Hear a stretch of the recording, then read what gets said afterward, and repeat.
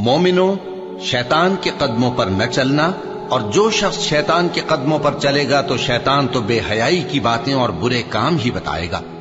اور اگر تم پر اللہ کا فضل اور اس کی مہربانی نہ ہوتی تو ایک شخص بھی تم میں پاک نہ ہو سکتا، مگر اللہ جس کو چاہتا ہے پاک کر دیتا ہے، اور اللہ سننے والا ہے، جاننے والا ہے۔ لوگو، جو چیزیں زمین میں حلال طیب ہیں وہ کھاؤ، اور شیطان کے قدموں پر نہ چلو، وہ تمہارا کھلا دشمن ہے۔